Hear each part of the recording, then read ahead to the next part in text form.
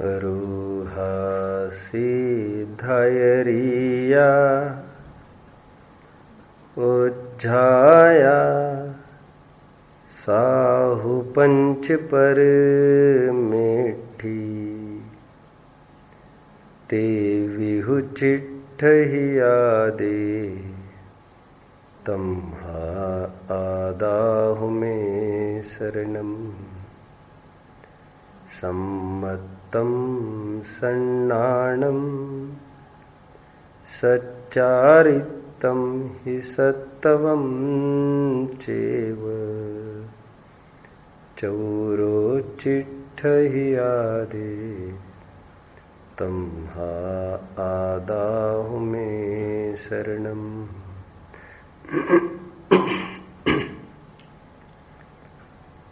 आज सुबह की बात है। एक नन्ही सी गुड़िया सुबह सुबह बहुत रो रही थी। ख्याल में आ रहा था कि उसको माँ नहीं मिल रही है। हर एक दरवाजे पर दस्तक देती जा रही थी और साथ में मम्मी मम्मी ऐसा रट भी लगाती हुई रोती जा रही थी। थोड़ा सा विकल्प आया कि क्या ये हम जैसों को भुलाए हुए मातृ प्रेम को पुनर्जीवित करने के लिए ये प्रचार तो नहीं कर रही है? क्या हम एहसान फरामोश तो नहीं हो गए? लोक की सर्वोत्तम व्यक्ति हमारी माँ, क्या हम दूध हरामी तो नहीं हुए? ये उस लड़की की तरफ देखकर निरंतर मातृ प्रेम ख्याल में आता था और माँ की प्राप्ति के लिए ऐसा लगता था उसको अभी इस समय में कोई विश्व का भी सर्वोत्कृष्ट ऐश्वर्य का भी प्रलोभन उसको देवे तो भी उसके लिए सब रूखा फीका सूखा सुना था। एक माँ की ही रट लगाई जा रही थी। लोक में भी ऐसा होता है। जब भी मेले में माँ बच्चे को लेके जाती है, बच्चे को बार बार समझाती है, बेटा मेले में उंगली पकड़कर रखना, छूट न जाए, क्योंकि उंगली का छूटना मतलब जीवन भर अनाथवत रहना। हाँ, लेकिन लड़का थोड़ा बड़ा हो जाए, रास्ते पर यह हवा घूमने में समर्थ समझदार हो जाए, उस उम्र में भी यदि वो माँ की उंगली पकड़ना चाहे, चलना चाहे, तो निंदनीय होगा। थोड़ा विचार करो। प्रारंभिक अवस्था में उंगली छोड़ देगा तो कहाँ गुम हो जाएगा इस दलदल में पता तक नहीं चलेगा। एक पनाह ही हट जाएगी। शेल्टर रूफ, सहस्त्र संकटों को छाती पर झेलने की सामर्थ्य वाला व्यक्ति ही जब नहीं होगा, क्या हालत होगी आप कल्पना कर सकते हैं। हाँ, जिस प्रकार अभी उंगली छोड़ना निंदनीय है, उसी प्रकार आगे भी ये उंगली पकड़े रखना ये भी समाज में निंदा का विषय बनेगा। क्या मम्मी मम्मी करता रहता है, अभी तो बड़ा हो गया। ये उदाहरण मात्र है। ये जगत भी बहुत बड़ा, एक विश्व भी बहुत बड़ा मेला है। ध्यान रखना कहीं हम इस भूल भुलैये में खो न जाए, मोहाक्रांत न हो जाए। इसलिए सुधी जन जिनवानी माँ का आंचल नहीं छोड़ते हैं, नहीं छोड़ना चाहिए। जब तक माँ पास में है, आप सब जानते होंगे, मेरे पास माँ है। आप समझ गए? नहीं समझे? एक फिल्म का डायलॉग बहुत सुपरहिट चली फिल्म, जिसमें वो भाई ये कहता है, बहुत साल के बाद मिले वाला भाई ये कहता है, आज मेरे पास कितने कल कारखाने, कितने फैक्ट्रीज है, कितनी प्रॉपर्टी, कितनी जायदाद है, क्या करता है तू यहां पर, चल मैं भी तुम्हें लिफ्ट दूंगा। क्या क्या है तुम्हारे पास? मेरे पास मां है। मां में कितनी सारी बातें आती है ये कहने की आवश्यकता नहीं है। वह जीव जो जिनवानी से दूर रहता है उसकी हालत कैसे होती है इस जंजाल में, ये विचारणीय है। हम देख रहे हैं। और कोई संतुष्ट संतृप्त जीव है, जिनवानी का आराधन करते हुए, जिनवानी का स्वाध्याय पठन पाठन करते हुए उसके पास बाहर की कितनी भी प्रतिकूलता है, वो तो एक ही बात कहता है, मेरे पास मां है। सब कुछ विछोह हो जाए, किसी भी कीमत पर मैं ये बर्दाश्त नहीं कर सकता। बहुत महिमा है, बहुत महिमा है। लेकिन उदाहरण में अभी घटित करो फिर से, इस जग जंजाल में, इस मेले में जितने काल तक मां का वियोग होगा उतनी आकुलता, उतनी आपत्ति होगी।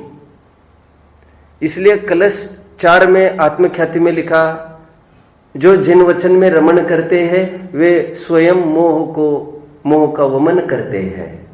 जिन वचसी रमनते ये स्वयं वांत मोहा। जो जिन वचन में रमण करेगा उसका मोह उच्छेद को प्राप्त होगा। ऐसा प्रारंभ में ही एक चेतावनी वहां पर दी है। हाँ, लेकिन यहां पर उदाहरण के साथ कोई सिद्धांत घटित करेगा, दिखाएगा कोई। एक पर्टिकुलर अवस्था के लिए कमजोर हालत में जिनवानी के बिना रहना ठीक नहीं है, लेकिन बाद में बोलिए जिनवानी का सहारा कब तक लेंगे? बाद में ये जिनवानी भी हमारे लिए बाधा न बन जाए। इसलिए पांडे राजमल जी ने ऐसा लिखा इसी कलश की टीका करते समय। कौन सा कलश था मुक्ति? वो कलश कौन सा था?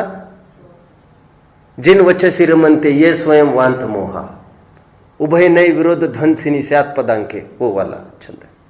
जो जिन वचन में रमण करते हैं उनको जगत की कोई भी ताकत परेशान नहीं बना सकती। दरअसल कोई भी प्रतिकूलता हमको तब तक परेशान नहीं बना सकती जब तक हम उसको थोड़ा भाव न देवे। आप समझ में आता है? हम भाव देते हैं उनको। जब तक मेंढक पानी में है तब तक सांप उसको निगल नहीं सकता। सांप तो ताक में है, ये मेंढक बाहर आए तो निगल लो। अब जानते इस रहस्य को? नहीं जानते। जब तक वो पानी में है तब तक उसकी सुरक्षा है, सांप नहीं निगल सकता उसको। This is by nature. जब तक हम जिनवानी में है तब तक दुनिया की कोई प्रतिकूलता नहीं दिखती है। इसकी कलश की टीका करते समय पांडे राजमल जी ने एक बात लिखी, किसी ने पढ़ा होगा तो उन्होंने एक बात लिखी, ज्ञानियों को शास्त्रों की अटक नहीं है। कभी पढ़ा है आपको? आपने नहीं पढ़ा। ज्ञानियों को शास्त्र की अटक नहीं है। अटक नहीं है समझ में आती है? अटक नहीं है मतलब शास्त्र नहीं है अपने पास तो बेचैनी नहीं होती है। अटक नहीं है, लगाना जीवन इसी में है, लेकिन बाय चांस सूतक लगे, पातक लगे, कभी 6 महीने का लगे, कभी सालों तक का पातक लग सकता है। ऐसी प्रतिकूलता में हम फंस जाए, आजीवन पातक लग सकता है। अरे गूंगे बहरे अंधे हो जाए, कोई चांस ही नहीं होवे जिनवानी के अध्ययन का, तब भी ज्ञानियों को शास्त्र की बोलो अटक नहीं है। इसलिए बनारसी दास जी ने और एक बात लिखी आगे। बनारसी दास जी ने एक कदम और आगे बढ़ाते हुए एक बात लिखी, जहां तहां फैली जिनवानी। क्या लिखा? सुना है? ये पढ़ा है कभी? सुना? जहां तहां फैली जिनवानी मतलब जिनवानी में जो बात कही थी, आंख उठाकर कहीं भी प्रकृति की ओर देखो, जिनवानी को जो कहना था वो तुम पढ़ सकते हैं, प्रकृति से पढ़ो। समझ में आता है? अकलंग स्वामी ने तो एक जय घोष किया राजवार्तिक की टीका में, कौन है जो दिगंबरत्व को नहीं मानता? कौन है जो नग्नता को नहीं मानता? पशु पक्षी पेड़ पहाड़ नदी ये सब नग्न ही है, बाय नेचर नग्न है। आंख उठाकर जो अच्छे से प्रकृति को भी देखेगा, इसलिए मैं कहता हूं प्रकृति खुली पुस्तक है, देखना सीखो। आप कहीं भी देखेंगे आपको वैराग्य होना चाहिए। जगत, फिर तत्वर सूत्रकार कहते हैं जगत का स्वभाव हुआ संवेग वैराग्य अर्थम। अब कोई भी घटना को देखो, ओहो ये क्या तमाशा है। अभी शादी के लिए उत्सुक थे ये नेमी, और फिर अचानक ये क्या हो गया। कैसे भोग में प्रवृत्ति के लिए लालायित हुए थे, कितने सजे धजे थे, और एकदम ट्विस्ट हुआ, एकदम मोड़कर एकदम गिरनार की तरफ ये निकल रहे हैं। कहा गजकुमार समूह शरण में जाने के पहले कह रहे ये लड़की किसकी है? सोमिल ब्राह्मण की लड़की थी, अब जानते हैं इस लड़की से मुझे शादी करना। और कहा तो समूह शरण सुन के आए, कहा तो दूसरे दिन राज्याभिषेक, और कहा तो तीसरे दिन एकदम वैराग्य। कितनी विचित्रता, 3 दिन में 3 दशाएं हुई। मुझे कुछ कहना है, आप थोड़ा सा समझने का प्रयास करो। कहने की बात यह है कि एक पर्टिकुलर अवस्था में जिनवानी हमारे लिए सहायक है, लेकिन ध्यान रखना इसकी भी अटक नहीं होनी चाहिए। इसलिए मुनि राजों के पास चलता बोलता जो ग्रंथ है, उनके पास बाहर की कोई सामग्री हो न हो कोई मायने नहीं रखता। क्षण क्षण में अंतर्मुख हो, बोलो, क्षण क्षण में अंतर्मुख हो, जो अपने सिद्धों से बात करने की सामर्थ्य रखते हैं, उनको पुस्तकों को और पन्नों को पलटने की आवश्यकता नहीं हुआ करती। एक टेनिस पटु है, कोई मैं नाम नहीं जानता, वो अपने पास एक वर्ल्ड फेमस टेनिस पटु है जिसने कई कप्स भी हासिल किए हैं। वो अपने पास एक सेक्रेटरिस्ट रखता है। थोड़ा विचार करना, सभी विचार करना। सेक्रेटरिस्ट समझते हो आप? उसका इतना ही काम है, तुम्हारा काम इतना ही है, मुझे डिप्रेस नहीं होने देना, मुझे कॉन्फिडेंस बढ़ाते रहना। और रात दिन वो साथ में चलता है, वो सेक्रेटरिस्ट उसका। तुम्हारा काम मेरे माइंड को संस्कारित करना है, कोई भी हार मुझे प्रतिकूल नहीं करना चाहिए। थोड़ा विचार करो। और इसके बल पर वो सब वो रहस्य बताता है, इतने कप जीते हैं, निरंतर सेक्रेटरिस्ट। मेरा माइंड ही ठीक है तो सब ठीक है। आप सब समझ रहे बात को? एक आदमी था, उसको व्यंतर सिद्ध था। व्यंतर बहुत सेवा करता था। आकर कुछ पाप का ऐसा उदय आया, अंत में वो आकर बोला व्यंतर उसको, आज से तुम्हारी तबाही चालू होगी, आज से तुम्हारा रोजाना एक एक नुकसान चालू होगा। तुम क्या चाहते हो, मैं कहां से चालू करूं? तुम सबसे इष्ट वस्तु बताओ, तो मैं उसको सबसे अंत में नाश करूंगा। अभी इतना तुम्हारा पुण्य है कि मैं तुमको पूछूं। तो उसने सबसे पहले एक बात मांगी, मेरा दिमाग अच्छा रखना। तो व्यंतर ने सबसे पहले माथा ठोक लिया अपना। बोले कोई भी नाश करते समय सबसे पहले हम तो दिमाग पहले खराब करते हैं। अब हम तुम्हारा क्या खराब कर सकते हैं? जिसका दिमाग ठीक है उसका कुछ नहीं बिगड़ सकता, जिसका दिमाग ही ठीक नहीं है उसका कुछ भी नहीं सुधर सकता। इसलिए मैं हमेशा कहता हूं, मैं कहीं बाहर भी जाता हूं, लोग मिलते हैं। अब आप जैसे एकदम हट्टे कट्टे लोग भी मैं देखता हूं, और ऐसे भी देखा हूं, मैं नेक्स्ट साल गया हूं, उनको लूले लंगड़े देखा हूं। कुछ भी आश्चर्य नहीं, कुछ भी आश्चर्य नहीं है।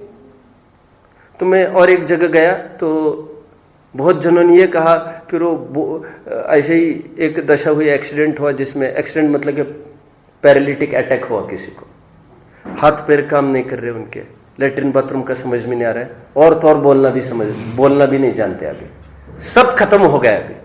और फर्स्ट बेंच के member, madam notes at the age of 45-50 age, as a teacher रहे हुए, वैसे 50+ होंगे। और एक ही साल पहले मैं उनको कह गया था, बंद करो अभी ये कमाना धमाना बंद करो, पार्ट टाइम मत करो धंधा, फुल टाइम करो। गवर्नमेंट ने आपको रिटायर कर दिया है, लेकिन आप एक्स्ट्रा कोचिंग्स के नाम पर 40-40, 50-50 हजार का मोह क्यों रखे हैं? वैसे लड़कियों को तो रुचि है नहीं धर्म की, आप अपना साध लो। हाँ पंडित जी, करना तो यही है। कैसे करेगा अभी? ऐसा लगा ये आदमी जब अवसर था, अच्छा होश नहीं ली। खैर मुझे तो क्या कहना है, अब हर प्रकार से प्रतिकूलताग्रस्त वो आदमी सामने खड़ा है। मैं समझ रहा था वो आदर सम्मान व्यक्त करना चाह रहे, वो बोल कुछ नहीं पा रहा है। वो जय जिनेंद्र पंडित जी इतनी भी उसकी हालत नहीं रही, ना हाथ जोड़ सकता ना बोल सकता है। तो सब जन वहां पर बोलने लगे, ऐसी ट्रेजेडी हुई, ऐसी ट्रेजेडी हुई। मैंने एक प्रश्न उनको पूछा, जो हम यहां से बोलते हैं क्या आप उसको समझते हैं? तो मैंने कहा आपका कुछ नहीं बिगड़ा है। समझ खत्म हुई तो सब खत्म हुआ। आदमी बिल्कुल नॉर्मल दिखता है और समझ ही नहीं कुछ पा रहा है। पागलों की कौन कमी है? और समझ आपकी ठीक है, हट्टे कट्टे हो बराबर, हाथ पैर भी टूट जाए, सब हो जाए, हमारे हिसाब से संगी ही महत्वपूर्ण है। माइंड अच्छा है कान नहीं हो तो कैसे सुनेगा? पहले सुन लिया ना। अभी विचार करने के लिए तुम्हारे पास रॉ मटेरियल होना चाहिए। कोई दुनिया की ताकत तुमको दुखी नहीं कर सकती। हम भी अपने पास निरंतर इस साइकेट्रिस्ट को रखना न भूलें। जिनवानी हमको नित्य बोधिनी है। कोई भी संकट आए, सबसे पहले आप इसकी फाइल खोल कर देखें। मुझे यह तकलीफ आई है, आज मेरा इससे झगड़ा हुआ, धन को लेकर आपत्ति हुई, देखो ना आज मेरा ही धन था और मुझे आज मेरे भाई ने सब धन हड़प करके मुझे क्या दे दिया। अब पुण्य पलटो, महाभारत पढ़ो, सब पढ़ो। अब महाभारत पढ़ के भी आपको यही समझ में आएगा। क्या समझ में आएगा? भले आदमी कौरवों ने नहीं भोगा तो पांडवों ने कौन सा भोगा? मैं तो हमेशा ये कहता हूं, रावण तो सीता को नहीं भोग पाया, लेकिन राम भी कहां भोग पाया? क्या मुफ्त में लड़ाई चल रही है हमारी? वो राम भी कहां भोग पाया उसको? तो मुफ्त में गई ना लड़ाई सब। जिसको वस्तु भोग्य ही नहीं है, और तू की मैं, तू के मैं मुफ्त में क्यों हम लगा रहे हैं? जो है वस्तु है उसको प्राप्ति करने, उसको प्राप्त करने की मुफ्त में होड़ लगी है। और जिसको प्राप्त करना चाहिए तो उसको जानने समझने की होश ही नहीं है। गवर्नमेंट तो आज बताती है, गवर्नमेंट तो कितना बताती है, टीवी पर भी आता है, अखबार में भी आता है। माँ को चाहिए कि जो संतान पैदा हुई है उसको ब्रेस्ट फीडिंग का बहुत आग्रह रखते। ब्रेस्ट फीडिंग समझते हो आप? ब्रेस्ट फीडिंग समझते? माँ को अपना दूध पिलाना चाहिए बच्चे को, क्योंकि वो मानती है, आज साइंस ये मानती है कि सबसे सशक्त यदि कुछ डाइट होगा उसका, सशक्त, और कोई भी चीज आप देना चाहोगे उसको, वो अपच होएगी उसको प्रारंभ में। लेकिन आप कल्पना करो उस अभागे की जिसको मां का दूध ही अपच होने लग जाए, उसको कौन बचा सकता है? आप समझ रहे हैं मेरी बात को? सिद्धांत निष्कर्ष पर आइए। ये जिनवचन ऐसी चीज है, ये आपको निरंतर पुष्ट करेगी। और जिसको जिनवानी ही पढ़ने को ही एकदम ऐसा लगता है रुका फिका सा, ऐसा लगता है क्या पढ़ना, क्या करना, इसको क्या क्या होगा, हम कौन पंडित बनना है, उसको कोई रोक नहीं सकता दुखी होने से। कल हम एक पॉइंट तक प्रकरण छोड़ा था, वो पॉइंट कौन सा था? कौन सा पॉइंट था? एक पॉइंट पर आकर रुके थे। मैंने कल कहा था कल चर्चा करेंगे। मैंने ये मुनि का स्वरूप खोला था, मैंने कहा था ज्ञान ध्यान तपोरक्ता, यहां तक बात चलाई थी। आज मेरा जितना विकल्प है वो मैं पूरा करूंगा, क्योंकि आज का ही अंतिम टाइम है अपने पास। उसमें नए जो जीव है उनको भी कुछ मुझे देने का भाव है। एक प्रॉपर चैनल सबके जीवन में ये उदय हुआ ऐसा लगता है। हमारे पास संपत्ति थी, हम उस संपत्ति की खबर नहीं होने से हम कितना आकुलित और कितना दुखी है। ज्ञान और ध्यान दो शब्द की तरफ थोड़ा सा ध्यान दीजिए, अथवा हम ऐसा भी कह सकते हैं स्वाध्याय और ध्यान। आचार्यों ने बहुत अच्छी परिभाषा इसकी की है। स्वाध्याय मतलब आत्मा के बारे में जानना, और ध्यान मतलब आत्मा को जानना। और आत्मा के बारे में जाने बगैर आत्मा को नहीं जान सकते। ये पहले इसका एक नक्शा है। नक्शे को जाने बिना फाउंडेशन हो ही नहीं सकता। के बारे में जानो, ये पूरी जिनवानी आत्मा को जानने का नक्शा है। इसलिए और एक अपन एक बात समझ सकते हैं, स्वाध्याय ये बीज है, और ध्यान सम्यक दर्शन आत्मानुभव ये उसका फल है। स्वाध्याय बिना ध्यान संभव नहीं है। और बहुत अच्छे से कहो, ध्यान बिना स्वाध्याय सार्थक भी नहीं है। क्योंकि बीज बोया और फल ही नहीं आया तो बीज बोना किस काम का? स्वाध्याय का फल आत्म साधना ही होता है। इसलिए आगे जाकर शास्त्र स्वाध्याय की प्रवृत्ति को भी, टोडरमल जी की भाषा में कोई बताएगा, एक कोट किया, उद्धृत किया टोडरमल जी ने, पद्म पंचविशीति का कोट करके एक बात कही, शास्त्र स्वाध्याय में विचरने वाली बुद्धि को भी। इतनी समझदारी आप रखो। मुझे इतना ही पता नहीं कितने किसका कितना स्वाध्याय है, क्या लेना क्या नहीं लेना। शास्त्र स्वाध्याय में वर्तने वाली बुद्धि को भी व्यभिचारिणी कहा। अपने आत्म स्वभाव से चूक कर, शायद आपके सुबह में भी वही प्रकरण आ रहा है, कोई बोल रहा था ऐसे ही, प्रवचन सार का कोई 76 77 ऐसे गाथा बोल रहा था, 78 वगैरह, उसकी भूमिका के रूप में वहां पर भी एक बात आई है, शुभोपयोग को इष्ट मानना ये धूर्त अभिसारिका के साथ रमण करने की प्रक्रिया है। मेरा तो विषय है नहीं वो, लेकिन वहां पर भी एक बात आई, शुभोपयोग में प्रवृत्ति, वो धूर्त अभिसारिका के साथ रमण करने की चेष्टा है। शास्त्र लिखना या आचार्यों की मजबूरी है। तुम कहते हो भले आदमी नाम नहीं लिखा, किस मुंह से नाम लिखे? मैंने किया कैसे कहे? चोरी पकड़ी जाती थी और तो और उसकी आकड़। आप समझ रहे हैं मेरी बात को? चोरी तो चोरी और ऊपर सीना जोड़ी, मैंने लिखा। तुमने लिखा तो कौन निहाल किया तुमने? ये प्रमाण हो गया कि तुमने प्रतिज्ञा का फॉलोअप नहीं किया, दंड दो इसको। तुमको चुप्पी रखो, साधो। किसने लिखा मुझे नहीं पता, ये मोह मेरा कुछ नहीं, मैं तो एक ज्ञायक भाव हूं। लोग कहते हैं अमृतचंद्र ने लिखा मोह में मत नाचो। क्या लिखा अमृतचंद्र स्वामी ने? जगत वाले कहते हैं अमृतचंद्र ने यह ग्रंथ लिखा है, हे जगत वालों मैंने किया है ऐसा, मोह में मत नाचो। अमृतचंद्र तो स्वरूप गुप्तस्य अमृतचंद्र सूर्य कर्तव्यम एव न किंचिद अस्ति। अमृतचंद्र का सचमुच इसमें कुछ भी कर्तव्य नहीं है। ज्ञान राग तो मेरो मिलो, करनो धरनो तनु को मिलो। किस मुंह से कहे हमने ग्रंथ किया है? चोरी पकड़ी जाएगी, चोरी पकड़ी जाएगी। हमसे कोई गलती होती है तो छाती ठोक कर तो नहीं कहते, हम गर्दन झुका के हाथ जोड़ के उसको लैमेंट रिग्रेट करते हैं। ज्ञान ध्यान की चर्चा चल रही है। स्वाध्याय का फल आत्म ध्यान है।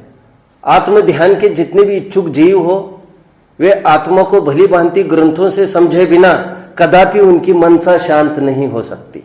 इसलिए भरपूर अध्ययन करना चाहिए। स्वाध्याय के जरिए 6 द्रव्य 7 तत्व हमको बराबर कौन सी विवक्षा से क्या कहा गया है, निश्चय क्या, व्यवहार क्या, निमित्त क्या, उपादान क्या, द्रव्य क्या, गुण क्या, पर्याय क्या। द्रव्य गुण पर्याय जानने के लिए तत्व और सूत्र का 5वां अध्याय क्या चीज है, सब पूरा बेस हमको पता होना चाहिए। कब तक होगा ये नहीं पूछना, या फिर टाइम क्राइटेरिया नहीं पूछना। टाइम क्राइटेरिया वो पूछता है जो उबता है उससे। यहां पर तो धगज वाला जीव चाहिए, रात दिन एक करके बराबर आत्म तत्व को समझने की जिज्ञासा धगज होना चाहिए। गणधर जैसा जीव है, द्वादशांक पाठी है, ये आप सब जानते हैं। गणधर को कितना ज्ञान होता है? 4 ज्ञान का धारी, मति श्रुत अवधि मन पर है।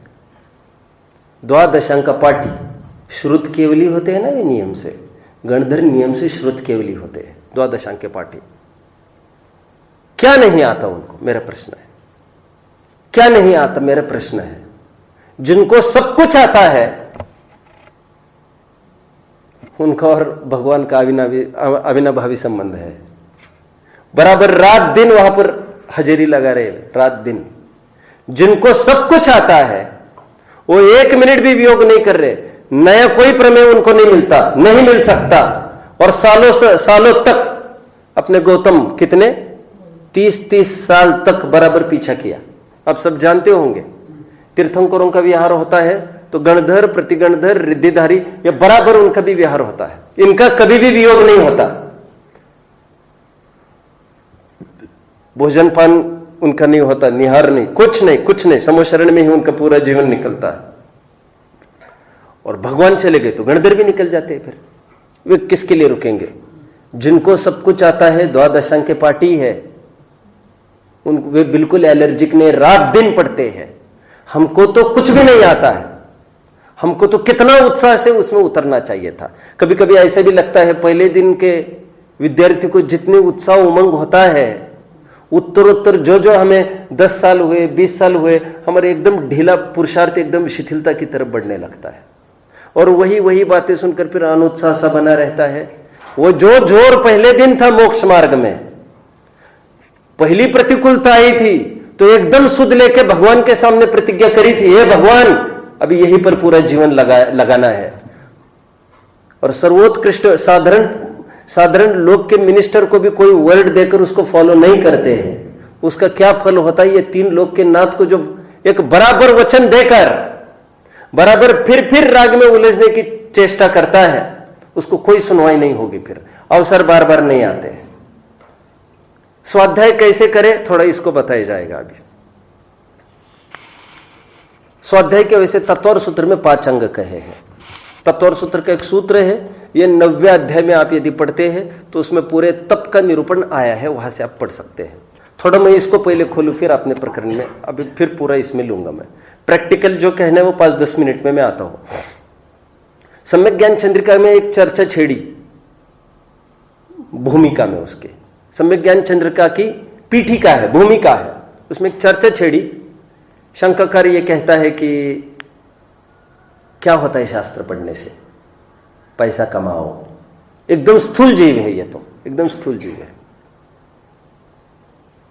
तो फिर उसका ये भी कुतर्क है उसमें कि धनियों के पास बड़े बड़े पंडित आकर पनाह लेते हैं। क्या कहा? धनियों के पास बड़े बड़े पंडित आकर पनाह लेते हैं। धन नहीं होगा तो कहां से होगा ये सब? इसलिए धन कमाने का उद्यम करें। अब पढ़ लेना उसको, पेज अब बिल्कुल प्रारंभ में हो गए 12वां-15वां प्रश्न होना चाहिए। अर्थ का पक्षपाती कहता है, इस नाम से प्रश्न है। तो टोडरमल जी ने कहा रे पापी, यहां से उत्तर चालू किया है। और फिर यह कहा है ये जो धन आता है वो कैसे आता है तुम जानते हैं? पुण्य से आता है। और पुण्य कैसे आता है तुम जानते हैं? ये जिनवानी का श्रवण करने से, पठन पाठन करने से जितना पुण्य होता है इतना किसी से नहीं होता। तेरा पुण्य होगा तो धंधा नहीं करेगा तो भी वो काम होगा, और तेरा पाप का उदय होगा तो जहां जहां धंधा पैसा कमाने को जाएगा लूट जाएगा वहां पर। पहले तो ये बात ली, फिर और एक जन खड़ा हो गया शंकाकार, अर्थ का पक्षपाती खत्म, उसको बाजू में कर दे। एक तो ये तो एकदम भ्रष्ट आदमी है, ये पैसे के आकड़ वाला है। ये टोडरमल जी कहते इंद्र आदि आकर सम्यक दृष्टियों की पूजा करते हैं, तो पैसे की महिमा आकर यहां पर आकर क्या क्या बोला मैंने? इंद्र आदि जो वैभव में अतिशाली है वे भी पय सुरनाथ जजे है, वो सम्यक की इतनी महिमा है। फिर और एक जन खड़ा हुआ, दान करो तो कोई दम है। क्या बोल रहा है वो अभी आगे आकर? कोर्ट है, कोर्ट। एक कटघरे में कौन खड़ा है? एक कटघरे में कौन खड़ा है? एक स्थायी है, कौन? शास्त्राभ्यास का पक्षकार। एक कटघरे में अभी अभी कौन आके गया? अर्थ का पक्षपाती, सबसे बड़ा रुपया, बाप बड़ा ना भैया, निकल जाओ, उसको कहा। सेकंड, अभी आकर खड़ा हुआ एक दान का पक्षपाती। अब वो ये कहता है दान करो तो कोई बात है, उसमें कोई दया धर्म होगा, इसमें क्या होगा? तुम्हारे शास्त्र पढ़ने में क्या रखा है? बहुत अच्छे उत्तर दे रहे टोडरमल जी। अपन वकील की जगह रख लो, एक वकील लो, जज लो वहां पर। तो टोडरमल जी वकालत में एक बात कह रहे हैं, तू दान करना चाहता है, ठीक है, तुम कौन सा दान करोगे? कौन सा दान करोगे? इसे दान तो 4 है, आहार दान करोगे क्या तुम? उसको पहला प्रश्न पूछा। आहार दान सदा काल तो नहीं कर सकोगे तुम, मैं मेरी भाषा में बोल रहा हूं। आपने तुम्हें मुनि का योग कब आएगा? हम देखो ना कितने अभागे हैं, हमको आज तक भी योग नहीं बना है, आगे बनेगा क्या मालूम। देखकर ऐसा तो नहीं लगता कुछ। आहार ठीक है, और आहार दान दे भी देगा, वो सामने वाले पर कितना उपकार करेगा। एक बार तू भोजन किसी को खिलाएगा तो कितने टाइम का उसका काम निकल जाएगा? 3 घंटा 4 घंटा। कोई मुनि हो तो 1 दिन का काम निकल सकता है। आहार देकर कितना पार पड़ा तुम्हारा। अपने जैसों को दोगे तो 3-4 घंटे में फिर भूख लगाएगी। आहार दान का तो ये है। आहार दान मतलब बहुत अच्छे से कहो तो तुमने 4 घंटे की जुगाड़ लगा दी, उसकी 4 घंटे का काम कर दिया। औषधि दान है, अभी आओ औषधि दान की तरफ। औषधि तो किसी को दान देता है, रोग का मंदिर है ये शरीर, तो अभी एक रोग ठीक करेगा तो दूसरा खड़ा होने का। वो कोई निरोगी तो कोई परमानेंट नहीं बनाएगा ना तू, फिर दवा लगेगी नहीं लगेगी, मान के चलो लग भी जाए तो यह अवसर कब आना और कितनी देर ठीक रखेगा वो। औषधि दान भी बहुत ही तात्कालिक इफेक्ट वाला है। 2 आहार दान, औषधि दान 3rd। अभय दान की बात ले हम, कोई छिपकली जीव को खा रही है, उस जीव को बचाना चाहा, कोई बिल्ली चूहे को खा रही, उस चूहे को बचाना चाहा हमने। कहां तक पीछा कर पाएंगे हम? कहां तक? वो हम चूहे को कैसे बचाए, प्रश्न ये है मेरा।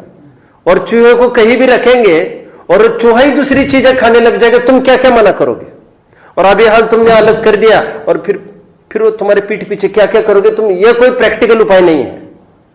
तो अभयदान का भी बहुत तात्कालिक है, कुछ बात नहीं जम रही है। चौथा रहा ज्ञानदान। ज्ञानदान एक ऐसी प्रक्रिया है जिसमें तू किसी को भव-भावांतरों के अभाव को कोई उपाय बताएगा तो वो आएगा ही नहीं यहां पर, वो यहां पर फिर से भूतल पर आएगा ही नहीं, हमेशा हमेशा के लिए उसका संकट हो जाएगा, निपट जाएगा। इसलिए आप जानते हैं जैन शासन को एक नाम दिया है, सर्वोदयी शासन। एक ट्रेन चलती है, जानते हैं, सर्वोदय एक्सप्रेस। हम जैनियों के मांग से चलती है वो। जैन धर्म को एक नाम क्या दिया संबंध भद्र स्वामी ने? सर्वोदय तीर्थ, ऐसा नाम दिया। एक प्रश्न उठा, सर्वोदय मतलब तो जिसमें सबका कल्याण हो। एक प्रश्न उत्पन्न होना जायज है। क्या प्रश्न उत्पन्न होना जायज है? सबका कल्याण कैसे हो सकता है? संज्ञों का ही तो हो सकता है कल्याण, असंज्ञों का कैसे कल्याण होगा? संज्ञों का सीधा कल्याण हो जाएगा। सम्यक तो लेंगे, अणुव्रत महाव्रत लेंगे, और जो महाव्रत लेंगे वे असंज्ञों की रक्षा करेंगे तो उनका कल्याण हो ही जाएगा बाबा। एक सजग कोई जीव होता है तो सभी जीव को प्रोटेक्शन मिल जाता है। एक अच्छा राजा है तो कोई पशु भूखा नहीं मरेगा अभी यहाँ का। एक अणुव्रती है, एक महाव्रती है, पूरे सर्वोदयी है, वही सब जीवों का कल्याण। कल्याण मतलब दया, दया धर्म जिसको कहते हैं। तो सिद्ध क्या हुआ कोर्ट में अभी? ज्ञानदान सर्वोत्कृष्ट है और शास्त्राभ्यास करने के लिए वो तो कह ही रहा है तुम्हें ज्ञान दान करने के लिए पहले पढ़ना तो पड़ेगा। शास्त्राभ्यास वाले की जीत हो गई, अब जा सकते हैं। थर्ड, फिर एक जन आकर खड़ा हुआ है अभी। उसका यह कहना है, तप का पक्षपाती खड़ा है अभी। कौन खड़ा है? क्या होता है पढ़ने से, ग्रंथों को पढ़ने से क्या होता है? तप करो तो कोई दम है। और बहुत बड़ा पेटा है इसका, बहुत बड़ा पेटा है तपस्वियों का। तप मतलब क्या कहना चाहते हुए? उपवास करो, 10-20 उपवास करो तो कोई बात है, ग्रंथ पढ़ने से क्या होता है? Okay okay okay. Todarmal ji की शैली है, उपवास कर रहा है एक आध जन और एक जन कह रहे शास्त्र स्वाध्याय करेंगे हम। हालांकि दोनों विरोधी नहीं है कोई, क्योंकि उपवास करके कोई शास्त्राभ्यास कर सकता है, शास्त्राभ्यास करके उपवास कर सकता है। लेकिन कोई पक्षपाती की बात चल रही है अपने। कोई तप का पक्षपाती था, उसने ये क्लेम किया उपवास करो आदि करोगे तो कोई दम है। तो टोडरमल जी उसको पूछते हैं क्या बात रखी वहां पर, किसी को याद है? अच्छा तुम तप करोगे, तब 2 प्रकार के हैं, एक बहिरंग और एक अंतरंग। तुम बहिरंग करोगे कि अंतरंग करोगे? सबसे पहले यह प्रश्न पूछा। यदि बहिरंग करते हो, बहिरंग तप तो शरीर का दमन करता है, काय का क्लेश करता है, और अंतरंग तप है वो मन का, तृष्णा का दमन करता है। और स्वाध्याय यह अंतरंग तप है। और जितनी समय स्वाध्याय करेगा इच्छा का निग्रह होगा ही होगा। और ऐसे ही स्वाध्यायी जब उपवास आदि करेंगे तो वो रंग लाएगा।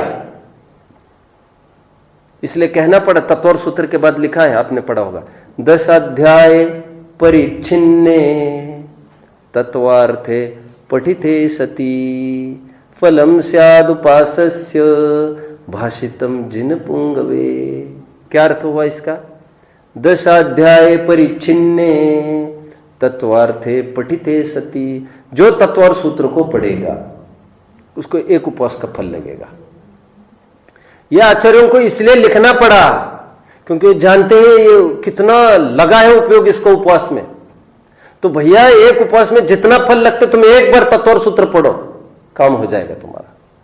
अब तत्वर सूत्र पढ़ो, फिर भाव से पढ़ो, सबसे पढ़ो। और हमारे यहां तो इतने प्रमाण हैं, और सभी मुनि के तो आवश्यक में तो है ही। ज्ञान ध्यान तपोरकता अभी कह रहा था मैं, सब कुछ मुनि छोड़ देते हैं, लेकिन ज्ञान और ध्यान इन कभी नहीं छोड़ते। और बल्कि मैं कहूं, ध्यान तो 1/3 काल करते हैं और ज्ञान तो 2/3 काल करते हैं। अब मैं ज्यादा हिसाब में नहीं जाना चाहता, आप नहीं जानते ज्यादा। ये शुद्धोपयोग शुभोपयोग में झूलते रहते ना मुनिराज, तो शुद्धोपयोग में जितने काल रहते उससे दुगना काल शुभोपयोग में रहते हुए। अपन मान के चलो शुभोपयोग में अध्ययन करते हो, क्योंकि बाकी विहार निहार कितना होगा ऐसा, तो करते भी हो तो दुगना तो स्वाध्याय करते हैं।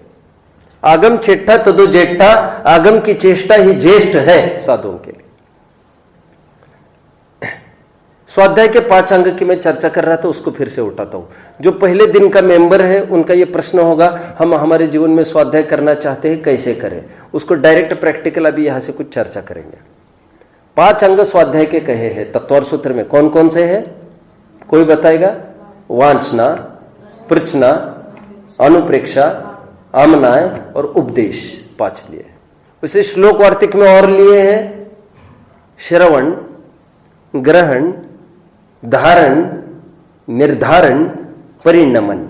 श्लोक वार्तिक में ये 5 अंग लिए, लेकिन जो अपने बहु प्रचलित है तत्वार सूत्र के, हम उसी से काम चलाते हैं। अभी क्या कहा?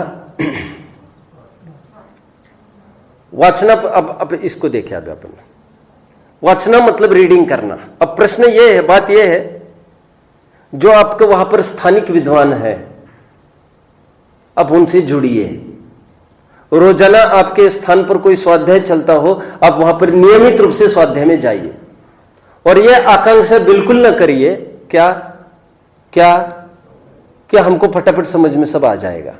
मैं मेरी स्वयं की आपको दशा बताता हूं।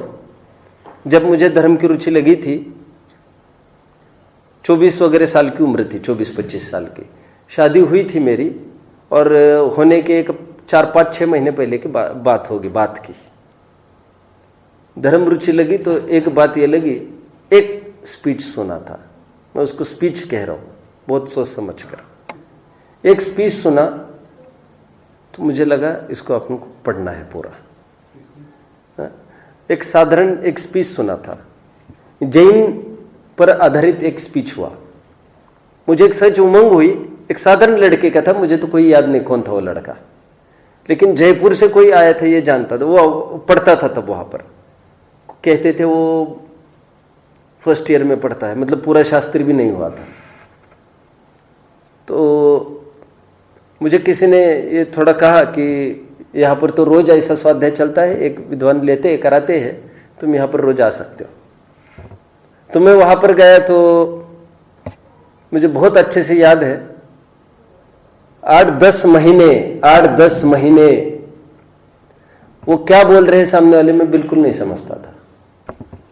और बिल्कुल फर्स्ट बेंच पर बैठता था मैं, जैसे ये बैठे हैं, ये तो बहुत हतोत्साहित बैठे हैं, क्योंकि मैं तो नोटबुक और पेन लेके बैठता था और मैं एक एक चीज़ नोट करता था, समझता बिल्कुल जीरो था, कुछ ही शब्द ही नहीं समझता था, क्योंकि इससे पहले कोई नमोकार मंत्र का अर्थ भी नहीं जानता था मैं। कभी मंदिर में जाने का काम नहीं, स्थानकवासी संप्रदाय में रहे, और श्वेतंबरी कोई समाज वहाँ पर कुछ थी नहीं, दिगंबरों में कभी गए नहीं, मंदिर की कभी देहरी चढ़ी नहीं, ऋणम कृत्वा घृतम पीवेत वाला अपना जीवन चल रहा था, और I was happy in that life. मैं स्वयं को सुखी समझता था। तो 8-10 महीने केवल सुनता था मैं, मुझे कुछ भी समझ में नहीं आता था ये क्या बोल रहे हैं, लेकिन एक बात जरूर समझता था मैं, इसमें से कहीं मार्ग निकल आएगा, बाहर मार्ग निकल आएगा। मुझे बहुत अच्छे से कहूँ तो प्रथमान्योग की अपनी एक घटना है। बोलिए, ग्वाले का जीव है, गाय भैंस चराता है, उसको क्या तो आता होगा उसको, लेकिन वो इतनी सी बात समझ गया था कि कोई अतिशयकारी चीज होना चाहिए, ग्रंथ। ऐसा कुछ चमत्कार हुआ है कि इस पेड़ को आग नहीं लगी, कुछ अतिशयकारी चीज होगी, इसको कोई अतिशयकारी जीव होगा, उन्हीं को दिया जाए। और अतिशयकारी जीव मतलब उसको नग्न दिगंबर मुनिराज ही लगे। ये मिरेकल है। क्या क्या क्या है ये? मिरेकल है। मिरेकल समझते आप? अतिशय समझते? सर्वोत्कृष्ट अतिशय है ये। भगवान की तरफ देखकर ख्याल में आता है कपड़े के बिना भी जीवन हो सकता है। ये सर्वोत्कृष्ट चमत्कार है। भोजन के बिना भी जीवन हो सकता है। रोटी कपड़ा मकान, बेसिक नीड इतना तो चाहिए, बेसिक नीड है, ये तो बेसिक नीड है। इस पर चौकड़ी लगाई है, मुद्रा को देखकर रोटी कपड़ा मकान भी जाने कहाँ छिप गए हैं। सामने अपना मुंह ही नहीं दिखा रही है, इनको कोई पूछने वाला नहीं रहा यहां पर। हम कुछ पागलों ने सोना चांदी को कीमत बढ़ाई है, उन मुनियों को जाकर पूछो उनकी कीमत, तो आपको अच्छे से ज्ञान में आएगा। और जब तक पागल लोग यहाँ पर रहेंगे तब तक सोना चांदी अपने अपने कॉलर ऊपर करते रहेंगे, और जैसे मुनियों का प्राबल्य बढ़ता जाएगा सोना चांदी जाने कहां पर जाकर छिप जाएंगे, कोई कीमत ही नहीं ना, कौन पूछता है। तो मैं आप सबको कहना चाहता हूं, आप ऐसी उम्मीद ना करें कि आपको पहले दिन से कुछ समझ में आने लग ही जाएगा। तो लेकिन आप हौसला बनाए रखें, क्योंकि टर्मिनोलॉजिकल वर्ड्स होते हैं, जैसे द्रव्य, द्रव्य ये टर्मिनोलॉजिकल वर्ड है हमारा। मैं बहुत टाइम पहले की बात है, मुझे रुचि होने के बाद सबसे पहले मुझे लगा था अपन पापा जी को थोड़ा पढ़ाएंगे कुछ घर ही घर में। तो फिर मैं उनको, मुझे आता हुआ तो कुछ नहीं था, मुझे तो पता करना था, इसलिए तो उस बहाने थोड़ा पढ़ाता था। तो जीव द्रव्य, तो सबसे पहले एक प्रश्न पूछते थे पिताजी, ये द्रव्य द्रव्य द्रव्य क्यों कहते जीव को? द्रव्य तो उसको कहते पानी को द्रव्य कहते हैं, सीधी बात है ये, सीधी बात। द्रव्य किसको कहते? द्रव्य मतलब one that flows, flows, solid liquid gas, 3 state होती है। हिंदी में उसको लिक्विड को द्रव्य कहते हैं, द्रव्य कहते, द्रव्य। ये टर्मिनोलॉजिकल वर्ड है अपना द्रव्य। तो मुझे बहुत बाद में ख्याल में आया कि जी बहता है क्या जो इसको द्रव्य का? हाँ, 6 द्रव्य बहते हैं, कालापेक्षा, सब में परिणमन होता है, ध्रुव धातु से बना द्रव्य। एवरी वस्तु, प्रत्येक वस्तु फ्लो होती है, लेकिन वो क्षेत्रांतर रूप नहीं, कालांतर रूप। समझ में आती है आपको? कुछ टर्मिनोलॉजिकल वर्ड्स होंगे, जैसे मैंने अभी आपको कहा द्रव्य, तत्व, पदार्थ। अब थोड़ा सा हौसला रखकर आप इतना समझना कि थोड़ा इन शब्दों का परिचय होने तक आपको थोड़ा धैर्य रखना पड़ेगा। अब सुनते जाए, टोडरमल जी की बहुत अच्छी भाषा में कहना, और न्याय की भाषा में, उद्देश्य। पहले जो जो टीचर पढ़ाता है उसको आप नोट करो और याद करो बस। 6 द्रव्य कहे, वहां पर पहले दिन ये बिल्कुल नहीं पूछना कि 7 क्यों नहीं, 8 क्यों नहीं, 9 क्यों नहीं, जैसे कहते वैसे मानो, उद्देश्य। और फिर जो लक्षण बताएंगे वे ज्ञान करेंगे, जीव किसको कहते हैं, पुद्गल किसको, वो भी बस एक्सेप्ट करो। जैसा विद्वान बताएगा वैसा ब्लाइंडली एक्सेप्ट करना है 2 स्टेजेस में, उद्देश्य, लक्षण, निर्देश। और फिर 3rd स्टेज पर परीक्षा। फिर घर पर जाकर एक काम करना। घर पर जाकर, मैं तो बहुत दूर की बात बोला, बहुत अच्छे से बोलो, बहुत अच्छे से बोलो। स्वाध्याय पूरा हुआ और तुरंत ही विचार श्रृंखला चलना चाहिए। आज जो 6 द्रव्य कहे, और मैं इन सब से गुजरा हूं, इन सब से मैं गुजरा हूं। कितनी रातें मेरी ऐसी गई है, मैं पूरा सोच विचार में मुझे पता ही नहीं मैं सोया कि नहीं सोया। और मुझे यही था कि आज आचार्य ने ये कहा है, कल क्या कहेंगे, आगे कल क्या कहेंगे, कल क्या कहेंगे। और दूसरे दिन जब भी मुझे जागरण हुआ, ऐसा ज्ञान में है, सबसे पहले यही आया कि आज क्या चर्चा चलेगी, उसमें आज क्या बात आएगी, आज क्या बात आएगी। इसी विचार से नींद आना और इसी विचार में जागरण होना। इसके बीच के आप समझ सकते हो, उसको नींद कहे कि जागरण कहे, अब उसको क्या कहे अपन। ये बराबर कोई भी ऊहा पोह हमारे दिमाग में बना रहना चाहिए। परीक्षण बुद्धि, क्यों, कैसे, न माने तो क्या दिक्कत, ऐसा निरंतर परीक्षण बुद्धि होना चाहिए हमारे दिमाग में। कुछ समझ में नहीं आता है, आपस में शेयरिंग करें। जो हमारे से पुराने श्रोता है उनसे शेयरिंग करके तू जो कुछ पूछ सकते हैं, आज मुझे ये चीज समझ में नहीं आई, हम इसको चर्चा का विषय बनाए। जैसे यहां से आप बाहर जाते हो, आप चर्चा करने के लिए खूब फ्री है। बहुत अच्छी एक बात कहो, today we have freedom to think but we are not free to think. क्या बोला? कुछ समझ रहे क्या आप लोग? नहीं समझ रहे। Today we have freedom to think but we are not free to think. आज हमको आजादी है सोचने के लिए, क्योंकि संगी है, लेकिन हमारे पास समय नहीं है सोचने के लिए। जो सोचेगा वो आगे बढ़ेगा। ऐसा क्यों, ऐसा क्यों? परीक्षा प्रधान। निरंतर पूछते रहे, आपको सफलता मिलेगी ही ऐसा भरोसा मैं नहीं दिलाना चाहता आपको।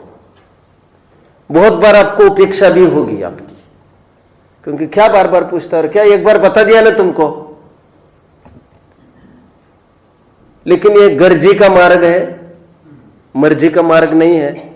डॉक्टर हमको कितना भी पीछे हटाए, हमको रोग ठीक करना है, हम उसके साथ बड़ी नम्रता से और विनय से ही पेश आते हैं। हम समझते हैं हमारे जीवन की चाबी इसी के हाथ में है। थोड़ा इनके आंखें नजरें टेढ़ी हो गई, खेल खत्म, मरने के लिए तैयार हो जाओ। डॉक्टर के साथ जैसा हम बर्ताव करते हैं रिस्पेक्टफुली, वैसा समबुद्धि वालों से कोई भी, आपको कब टाइम मिलेगा, हम आपको कब पूछने आए, इनसे ने और 10 जनों से पूछते रहे, 10 जनों से पूछते रहे हमारे समझने के लिए। इतने से भी आपको नहीं पड़े कुछ, आपकी हिम्मत भी हो जाए, अब डायरेक्ट विद्वान से संपर्क करें, उनका समय लेवे, पूछे, शिविरों में आए जाए, विद्वानों से भी थोड़ा परिचय रखे, उनको विनय से नम्रता से कुछ पूछे, क्योंकि वे अपने अपने विचारों में होंगे, उनके कुछ काम चल रहे होंगे।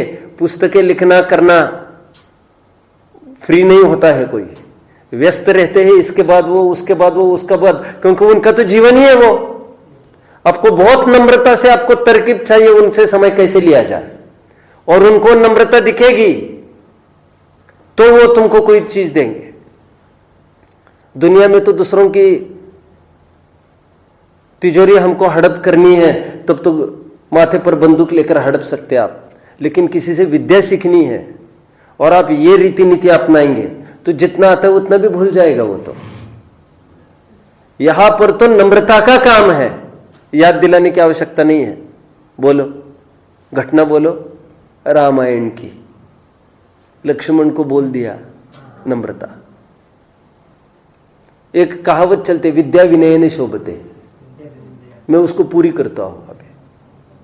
इसका अर्थ क्या है, विद्या विनयने शोभते? विद्या की शोभा विनय से है, लेकिन मैं अभी बात को पूरी करता हूं। विनय से विद्या की शोभा इतनी बात नहीं है, विनय बिना विद्या आती भी नहीं है, यह पहली बात है।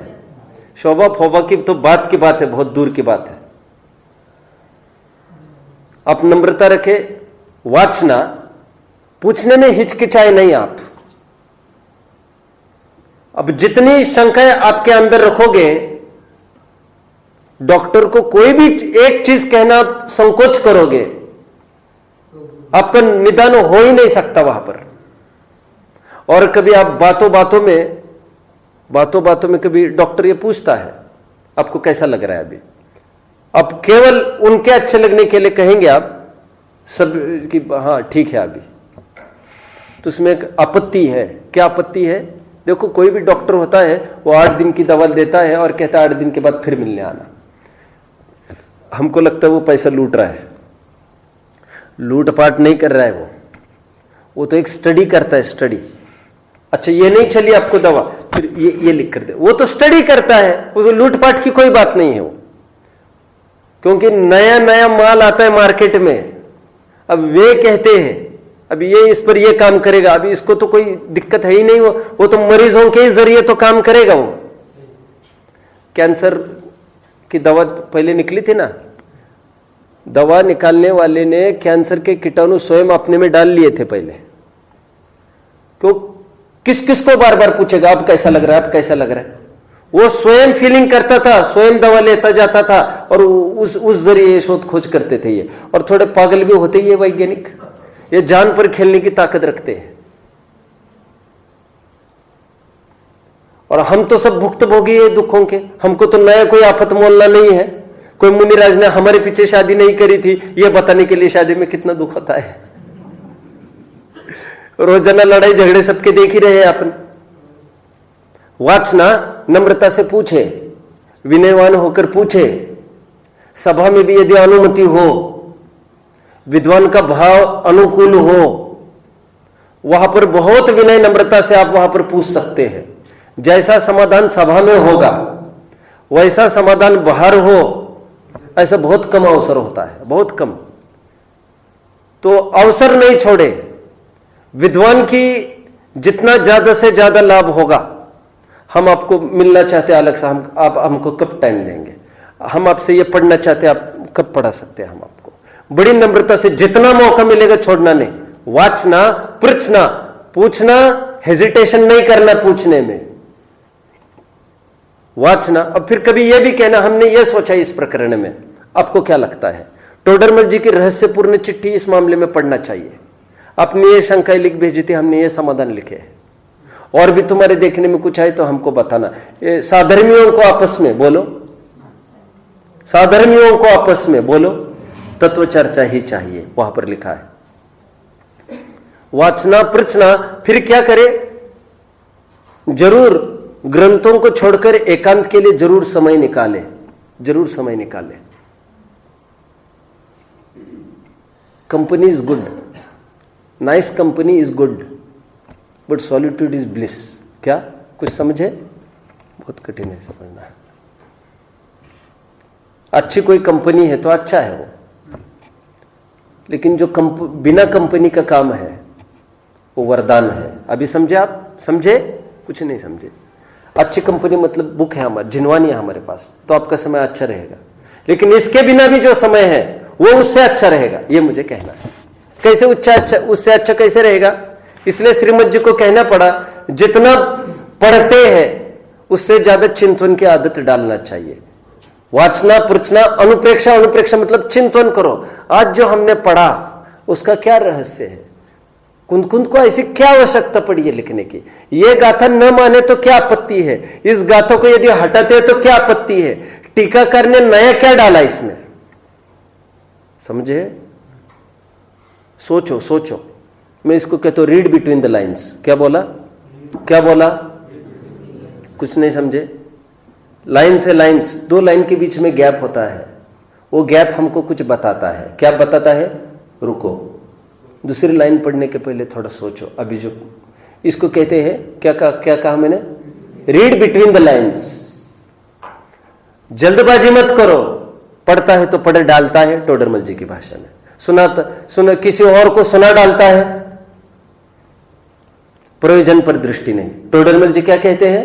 प्रयोजन पर दृष्टि नहीं है इसकी, पढ़ने के लिए पढ़ता है, कोई कोर्स पूरा नहीं करना है हमको।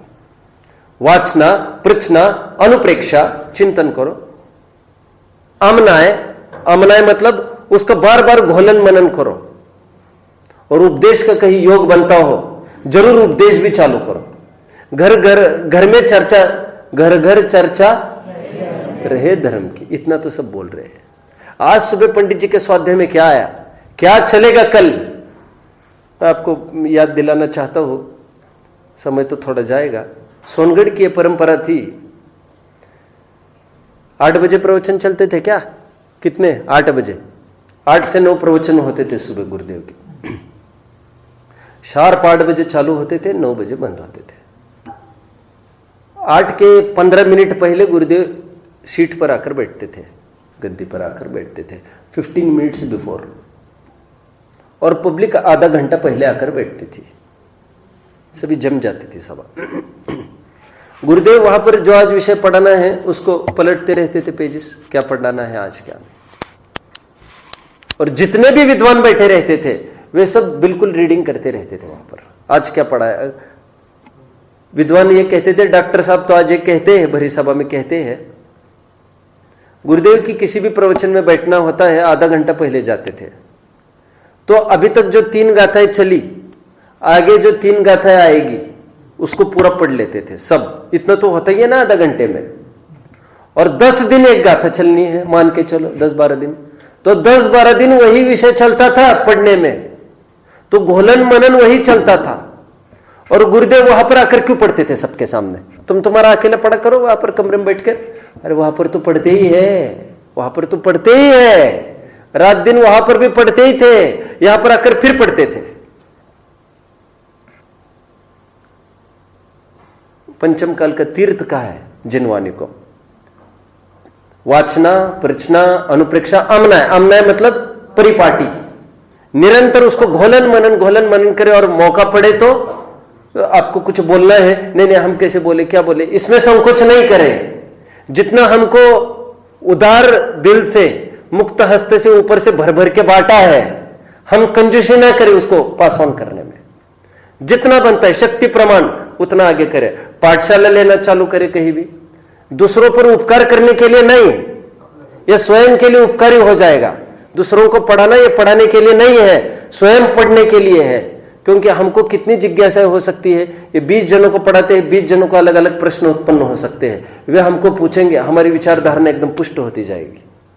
जो मोक्ष मार्ग प्रकाशक ग्रंथ आया है, टोडरमल जी स्वयं प्रवचनकार रहे और 1001 जन उनके प्रवचन में रोज आते थे। ये उन्होंने सब फीडबैक लेकर ये सब तैयार हुआ।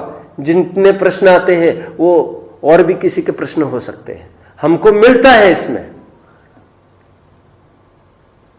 और थोड़ा सा जीवन में, ये तो स्वाध्याय के बारे में बात हुई, सामायिक के लिए भी समय निकाले जिसमें चिंतन हो खूब हमने क्या पढ़ा है और क्या नहीं।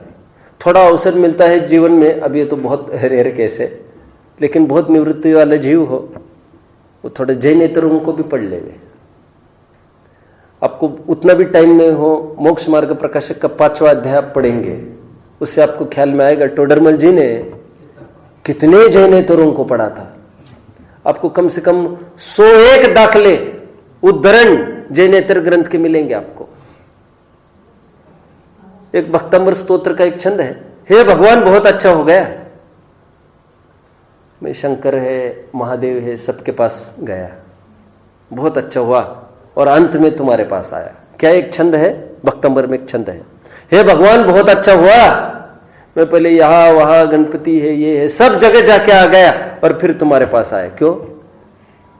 सबसे पहले तुम्हारे पास आता, फिर मेरा मन ललचाता थोड़ा ये देख कर आओ वो देख कर आओ, अब सब देख लिया हमने, अब कहीं जाने का भाव नहीं होता। तो एक बार यदि मौका लगे तो वो भी करना चाहिए। हमारा जीवन तो अध्ययन के लिए होना चाहिए। फिर आपके स्थान पर कोई विद्वान नहीं हो तो आज सीडी का जमाना है, अब कोई भी सीडी मंगा सकते हैं, उसको सुन सकते। मैं ये कह रहा हूं कुएं तक नहीं जा सकते, कल का उदाहरण अन्य रूप में, कुएं से पाइपलाइन कर लो घर पर। पाइपलाइन तो हो ही सकता है ना, तुमने टोटी छोड़ी वही का वही तो पानी आ रहा है, कौन खेचन कौन करे, मत जाओ वहां से सीडी मंगाओ और आपको जो विषयवार चाहिए।